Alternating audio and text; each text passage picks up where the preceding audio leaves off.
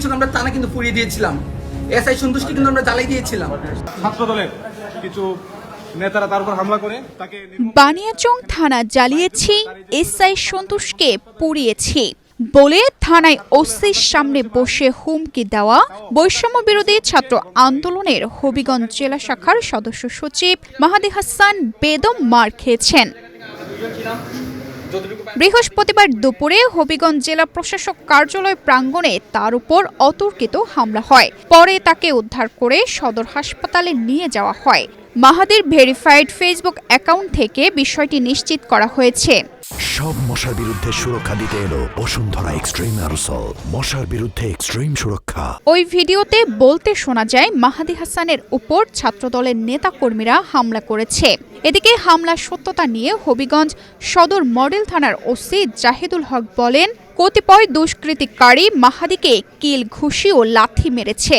একটার দিকে সংবাদ পেয়েছি যে বৈষম্য ছাত্রদের হবিগঞ্জ জেলা শাখার সদর সচিব মাহাদি হাসান হবিগঞ্জ ডিসি মহোদয়ের অফিসের সামনে রাস্তার মধ্যে কতিপয় লোকজন তাকে মারপিট করেছে, তাকে কিল ঘুষি দিয়েছে এবং লাঠি দিয়েছে। সংবাদ পেয়ে আমি গেছি। আমি প্রাথমিকভাবে যে বিষয়টা জানতে পেরেছি না, ঘটনার প্রাথমিক সত্যতা আছে যে কতিপয় দুষ্কৃতিকারী কতিপয় ছেলেরা তাকে কিল ঘুষি দিয়েছে এবং তাকে লাথি মেরেছে এবং তাকে পরবর্তীতে তাকে উদ্ধার করে চিকিৎসার জন্য হাসপাতালে নিয়ে যাওয়া হয়েছে। বর্তমান হাসপাতালে চিকিৎসাধীন আছে। এর আগে 10 জুন বুধবার মাহাদি হাসান অভিযোগ করেন, ফেসবুকে তার দেওয়া একটি স্ট্যাটাসকে কেন্দ্র করে ছাত্রদলের কর্মীরা তাকে ধাওয়া করছিলেন।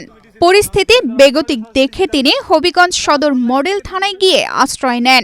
বুধবার দুপুরে শহরের বৃন্দাবন সরকারি কলেজের সামনে এই ঘটনা ঘটে। এদিকে ছাত্রদলের পক্ষ থেকে দাবি করা হয়েছে এমন কোনো ঘটনা ঘটেনি। ছাত্রদলের হামলা হচ্ছে। মাহাদি হাসান নিজের গুরুত্ব বাড়ানোর জন্য মিথ্যা অপপ্রচার চালাচ্ছেন। পুলিশও বলেছে এ ঘটনার কোনো সত্যতা খুঁজে পায়নি তারা।